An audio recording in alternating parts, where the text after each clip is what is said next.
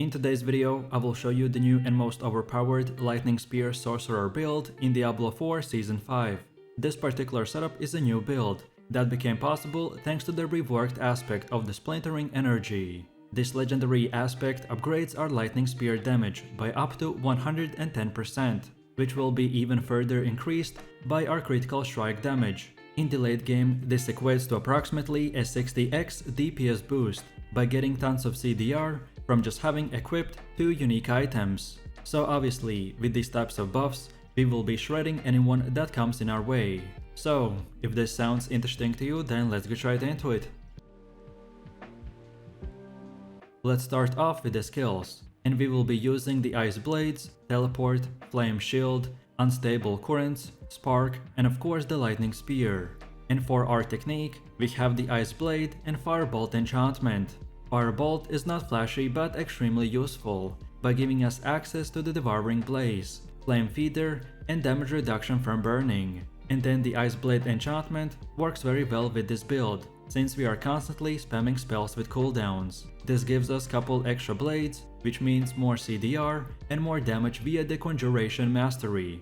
Overall, this build gets Lightning Spears in 2 ways. First, by casting the spell normally, and second, by proccing it with Unstable Currents. Both methods rely on cooldown reduction, so it is our #1 priority when we choose what we use. This setup is easy and effective that excels at demolishing large groups of enemies, but we will have to get crit chance up to 100% and stack cooldown reduction until we physically can't stack no more. So then moving over to our skill tree, and this is what we have. And by the way guys, you can find the link to this full build and website guide in this video's description. For this setup to work, you will need to have a level 50 character and have finished the campaign, which is extremely easy to do in the current season. So then in the first section, we spend 2 points to unlock both abilities, the Firebolt and Spark, and then we spend 2 more points to enhance it. Spark skill is our main way of proccing the Unstable Currents. It has reasonably fast animation and gives us much needed critical strike chance. And we just put 1 point into the Firebolt, although we won't use it, just because to get his enhancement. Then we move over to the next section and spend few points to get the Potent Warding and unlock the Charge Bolt skill with 2 enhancements. Again, similar like the Firebolt, although we won't use the skill, we unlock it because of the Destructive Charge Bolt upgrade that helps us reduce incoming damage when we cast the Unstable Currents. Then we move over to the third section and spend a bunch of points for Flame Shield and Teleport.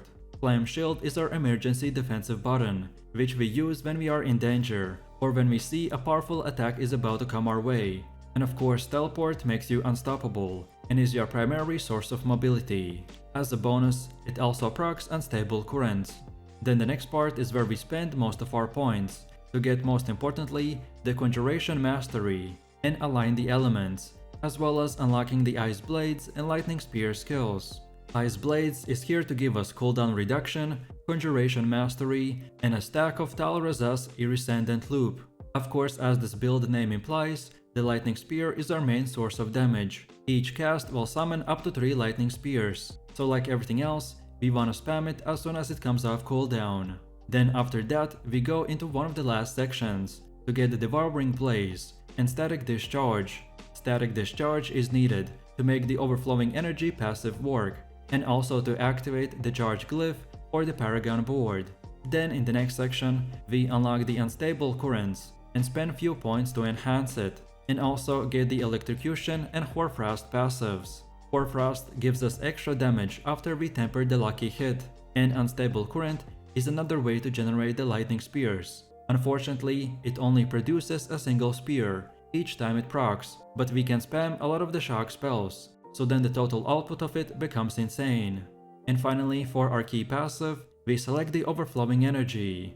Since all of our damage is coming from shock skills with cooldown, Overflowing Energy is the best key passive for damage despite not having a multiplier. Then next up, let's take a quick look at our gear, and I will show you 2 setups. The first gear loadout will be a quick 30-second showcase of what you can use immediately with 0 grinding required, and then after that I will show you the full endgame setup, So upon finishing the leveling process and approaching the endgame grind, many of the aspects you use are already available to use from the Codex of Power. There's no reason that you shouldn't put them to immediate use, since they can be imprinted as often as needed as you upgrade your gear. So most of our gear will be yellow with few legendary pieces as well. So for chest, gloves, boots and weapon, you can use whatever best you got at this moment.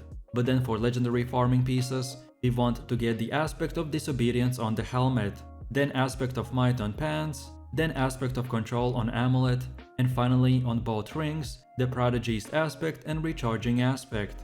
This early setup gives us a functional build to begin farming with. With this setup you can farm the legendary aspects you need for the next progression point, which is our insane endgame build.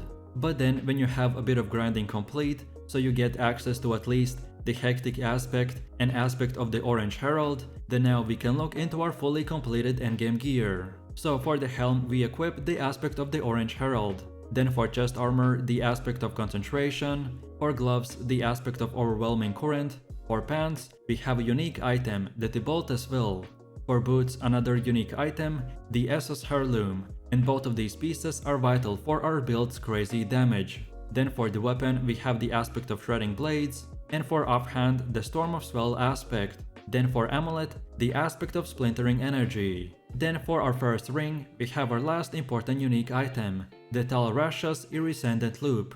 And for the second ring we have the conceited aspect. Then for gems, on the weapon we use the emerald for 25% critical strike damage. Then for armor, the ruby gem for 9% life. And finally for all three jewelry pieces we use the skull for more increased armor. Then next up let's go over to the paragon board. And as there are 225 different choices that I made, so I won't explain each one's reasoning. But most importantly, what you need to know is that this board is optimized to give us as high damage as possible while reducing our cooldowns. So on the starter board, we follow this path and select the elementalist glyph, which will increase our damage by 5% for every element that we hit on the enemy. Then for the second board, we have the burning instinct with the tactician glyph, which will increase our damage by 10% after we cast a defensive skill for 4 seconds. Then next up we have the enchantment master board with the reinforced glyph. This will give us 15% damage reduction while we have an active barrier. Then the frigid fate board with the charge glyph for 5 to 15% increased damage when we pick up a crackling energy. Then now we move to the right side for the fifth board called the ceaseless conduct with the destruction glyph for increased critical strike damage. This buff can stack up to 12%. Then we have the searing heat board with the exploit glyph for increased damage against vulnerable enemies. Then we go back a bit to the 7th board, which is the elemental summoner with the conjurant glyph for increased conjuring skill duration by 20%. And lastly we go back to the end for static surge board with the flame feeder glyph for 10% damage increase to burning enemies. And don't forget guys to rotate each board to the right place, so it would look exactly like this setup. And now finally we have come to the last and final part, which is the gameplay and our skill rotations. And as this build is very spammy, so the exact order that you use the spells is not as important as just spamming and stacking all of your damage on top of each other. Like you can see from the gameplay, I activate all of my skills as soon as they're off cooldown. So lightning spear is our main source of damage. Each cast summons up to 3 lightning spears. Then the unstable currents is another way to generate lightning spears. Unfortunately, it only produces a single spear each time it procs, but we can spam a lot of the shock spells. Then the spark is our main way of proccing unstable currents. It has reasonably fast animations and gives us much needed critical strike chance. Then ice blades is here to give us cooldown reduction. Then teleport makes you unstoppable, and this means that all of the control impairing effects get removed or prevented, so we can constantly keep moving and doing DPS. And this also procs unstable currents. And finally we have the flame shield, that because of our paragon board, which gives us more damage right after we use a defensive spell, so no matter if we are taking damage or not, we wanna use the flame shield to increase our damage even more for 4 seconds. So in a quick summary, this is the easiest build that you can just spam 24/7 and deal massive amounts of damage, and that's about it. So with that said, I really do appreciate everyone for watching guys, and I hope you enjoyed it. If you have any questions or suggestions, then feel free to leave your comments in the comment section down below. And while you're doing that, please click like, subscribe and enable that notification bell, so this way you could support the channel and not miss any more amazing content. With that said, you have an amazing day and I will see you in the next one, so take it easy, peace.